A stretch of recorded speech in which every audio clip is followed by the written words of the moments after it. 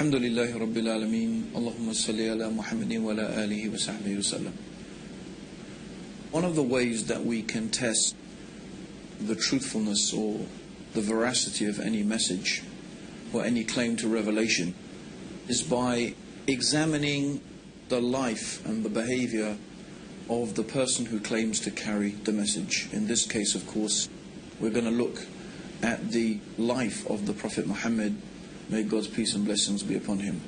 And we are going to look at the life of the Prophet Muhammad in an analytical sense, in a rational way. We want to ask ourselves or pose three simple questions, or three variant possibilities. The first possibility is that the Prophet Muhammad, or that any person in fact who claims to be a prophet, who claims to be receiving revelation from God, we can apply these possibilities to that individual. Or in fact, any individual who's making a claim about anything. The first possibility is that that individual is a liar. That individual knows that they are not receiving revelation from God, and they purposefully go out to deceive people concerning this issue. Now obviously such a character, such a personality would display various characteristics, and that there are certain things that would necessitate the effectiveness of such a deception. We'll examine those issues just in a minute. The second possibility is that the individual is not a liar. The individual sincerely and truly believes that they are receiving revelation from God, but they are deluded. They are perhaps suffering from some type of psychotic mental condition. Perhaps they are suffering some form of delusion, but the person sincerely and truly believes that they are a messenger from God. They are not lying, they are not deceiving, they actually truly believe it. And such an individual will also display certain characteristics, certain attributes, certain ways of behaving. And the third possibility is, of course, that that individual is telling the truth. That individual actually is indeed receiving revelation from God. What we want to do is apply this analytical approach to the Prophet Muhammad. And we don't have time to examine in depth and in detail the whole life and the character of the Prophet Muhammad. So what we want to do today, very briefly, is begin by discussing what the opponents of Islam have said in their arguments about the Prophet Muhammad. Now, being opponents of Islam, of course, they are not prepared to accept the third alternative, that Muhammad, may God's peace and blessings be upon him, was a prophet. So they have to find some other explanation. They have to come to some other conclusion as to why Islam is the way it is. How did the information in the Quran come to be the way it is? How do we explain the behavior and the life and the teachings of Prophet Muhammad and the whole of Islam? Since they can't accept that he is a prophet of God, they must find an alternative explanation.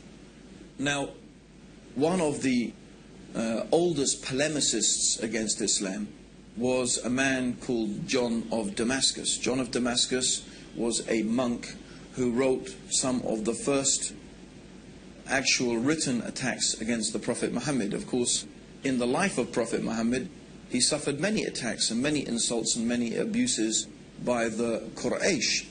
But this was the first constructed attack against the Prophet Muhammad, and even these writings exist today. And John of Damascus posited the argument that Muhammad had invented Islam. He was a liar. The whole thing was contrived, the whole thing was invented. And in order to explain the information in the Quran, John of Damascus said that the Prophet Muhammad learnt it from a Nestorian priest. A Nestorian priest, the Nestorians are a sect of Christianity. And he claimed that all of this information was learnt from a Nestorian priest, and others have proposed the same type of idea, that he had someone from whom he was gathering all of this information, maybe some priest, maybe some rabbis, but anyway, this information must have come from some human source, someone who was well versed, someone who was knowledgeable in religious affairs, in legal affairs, and so on and so forth, who is feeding Muhammad this information. And that Muhammad invented this whole religion for his own personal gain. So this is one proposition. Now, some modern writers have taken that same approach, but they have tried to give the cloud, as we could say, a silver lining. They said, yes, Muhammad invented Islam, but his intentions were good. He invented it because he found his people in such a bad condition that he wanted to improve their condition, and he decided that monotheism and removing them from idolatry was the best path to their reformation. But it still leaves the question, from where did Muhammad get this information from that we find contained in the Quran and in the teachings of the Prophet Muhammad? It still leaves us with the position that he must have lied, he must have invented it, he must have got that information from somewhere. So this is one particular group of writers have gone down this line. And they obviously will not accept that the Prophet Muhammad is a messenger from God. The other group has taken a different approach. They examined the life of Prophet Muhammad, and they said that, well, everything we can see about this man, from his character, from his personality, from the way that he behaved, from his personal characteristics that he displayed to his wives, to his companions, and so on and so forth, shows that this man genuinely believed that he was a messenger of God, because he did not behave in the manner and with the characteristics of a liar. In fact, as we have previously mentioned, he was known amongst his people for his truthfulness, his trustworthiness, and his honesty. One of the nicknames that the pagan Arabs had given to Prophet Muhammad before he claimed prophethood was Al-Amin. And Al-Amin means in Arabic the truthful and the trustworthy. He was well known amongst them for his honesty, his truthfulness in his dealings, and his sincerity. And these characteristics the Prophet Muhammad continued to display throughout all of his life.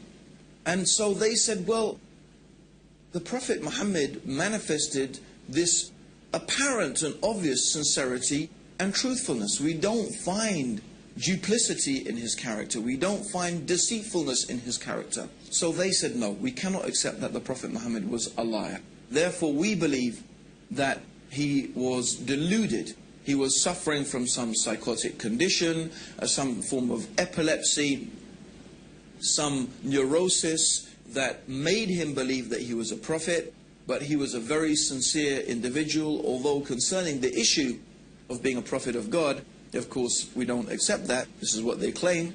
Therefore, they explain the life of Prophet Muhammad, and they explain him by saying that he was suffering some type of delusion.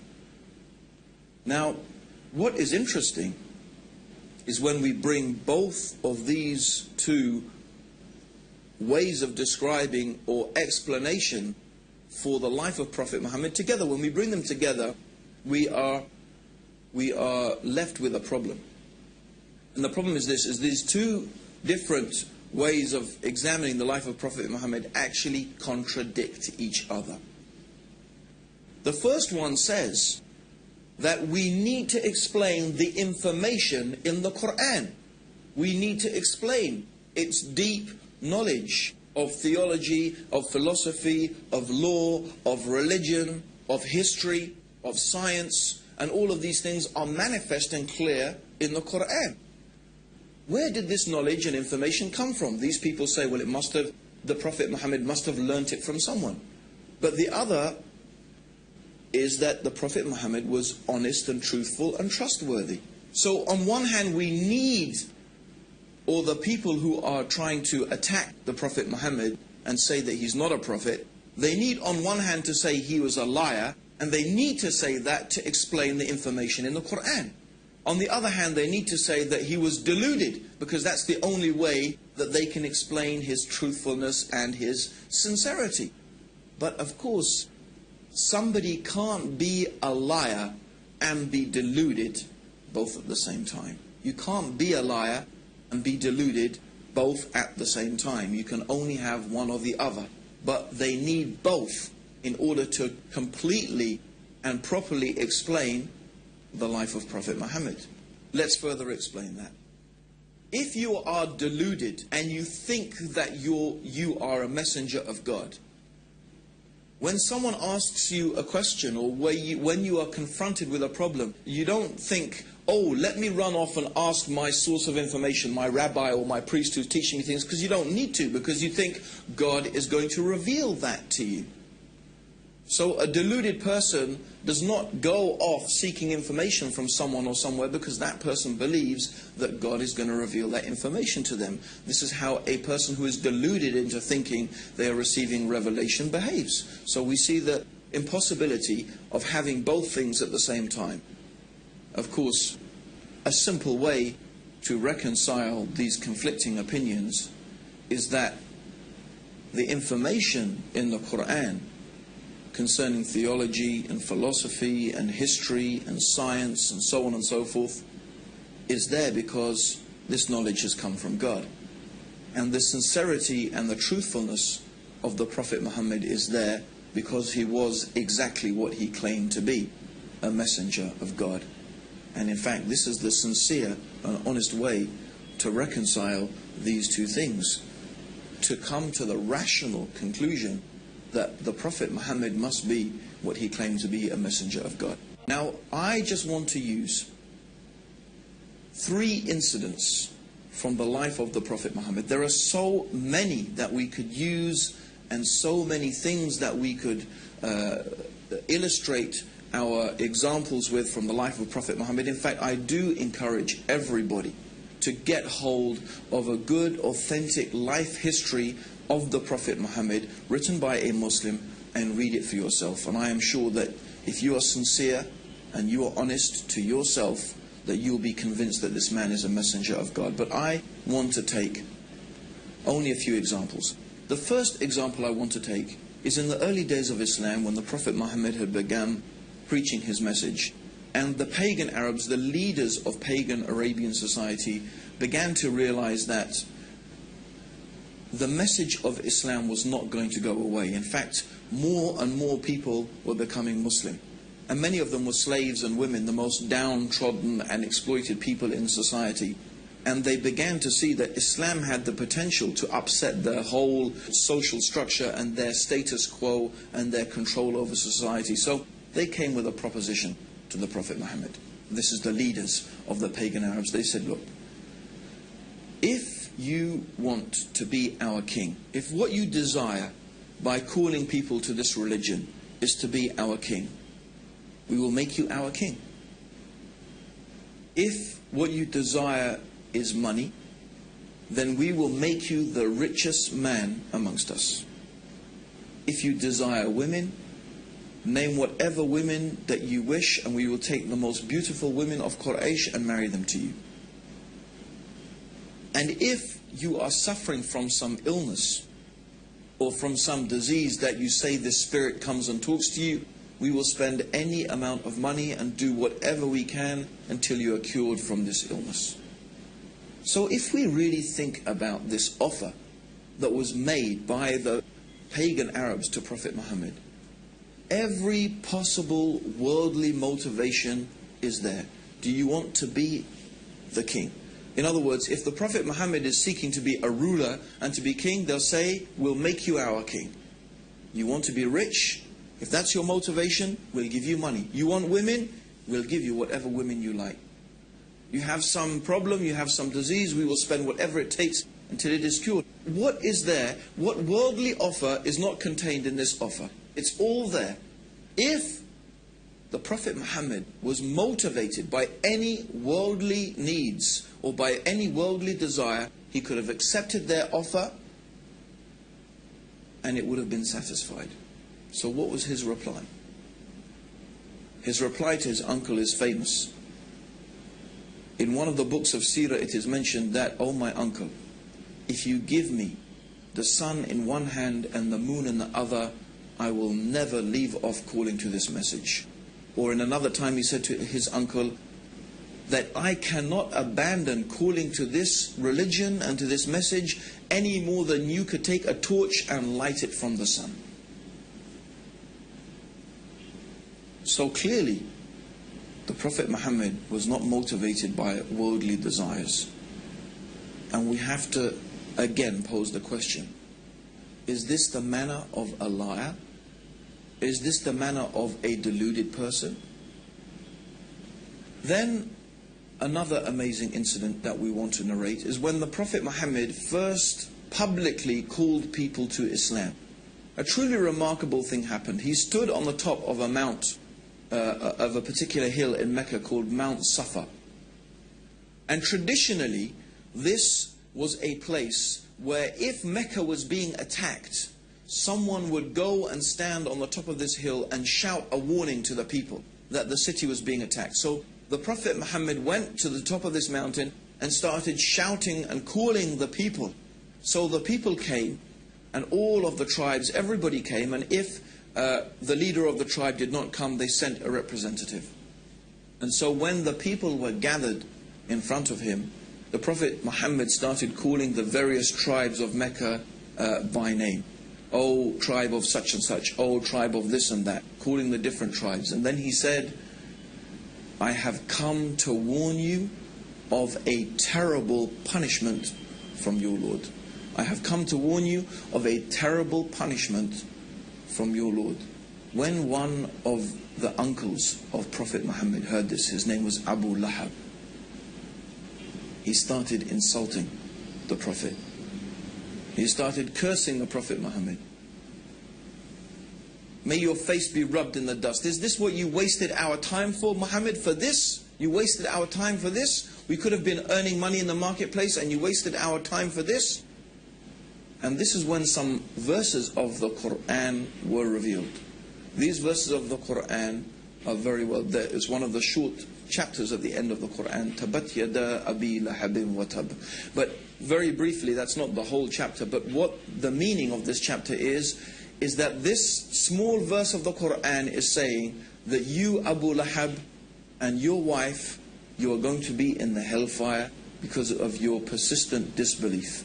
Now, Abu Lahab was a character that whatever the Prophet Muhammad said, this man would contradict it. In fact, when the Prophet Muhammad used to go and try and teach the people and talk to them about Islam, Abu Lahab would follow behind him, and then he would warn the people and say, this man is a liar, this man is trying to misguide you, don't listen to him, will you abandon the religion of your ancestors, and so on and so forth. So every time the Prophet was trying to call the people to the beauty of the worship of the one God, to this true religion, this man would contradict him.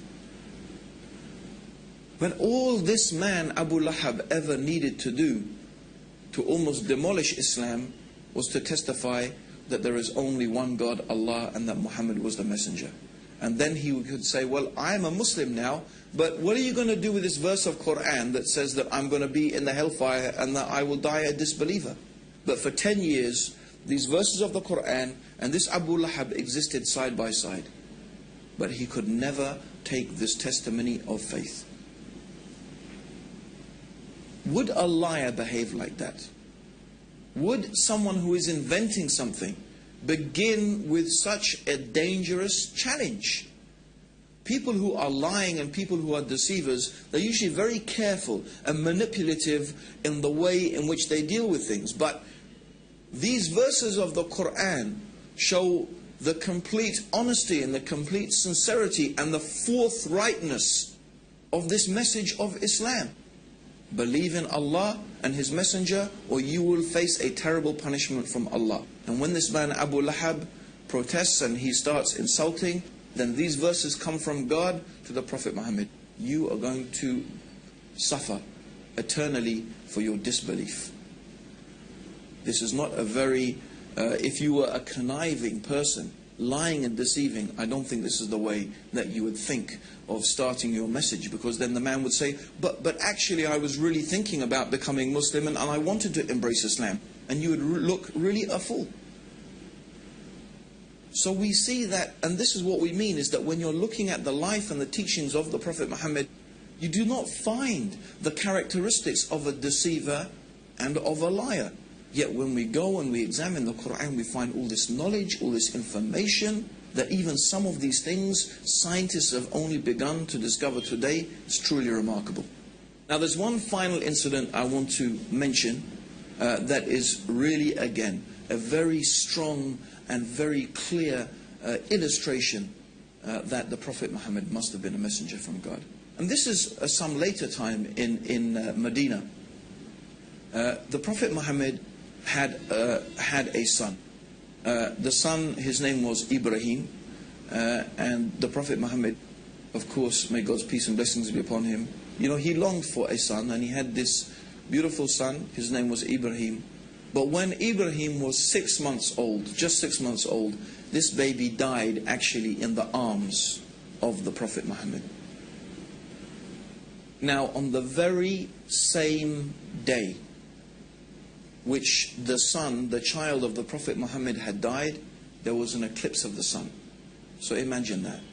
The Prophet Muhammad's son dies, and the very same day there is an eclipse of the sun. And I'm sure there's many people, even right now, who would say, that's it for me. If there was an eclipse of the sun on the same day that his son died, he must be a prophet of God. You would think of it that it's a type of proof. And in fact, in those days, when people were very superstitious, they started running out of the buildings. They had heard that the Prophet Muhammad's son had died, and now they were seeing an eclipse of the sun, and they started coming out of their houses saying, look, even the sun darkens for the death of the child of Prophet Muhammad. So this is what the people were saying. Now imagine, if you had been spending so many years lying to people, trying to fool them about this thing, you would say, you see, I told you, the thing I've been telling you all along, you see, it's a proof from God. And if you are deluded, you would be thinking, yes, this is a sign from God to show that I'm a messenger. But what did Prophet Muhammad do? He called the people and he said to them, and when he called them, he assembled them in front of them, he said, this is just the sun and the moon. And they are from the natural ayat of God, the natural processes that God has made. And the sun and moon does not eclipse or rise or set for the death or the birth of any man. So when you see this, pray to your Lord. Is this the words of a deluded person? Are these the words of a liar? No. These are the words of a man who was exactly and truly what he claimed to be, the last and final messenger of God, who has brought the guidance for the peace and the benefits of all humanity until the day of judgment.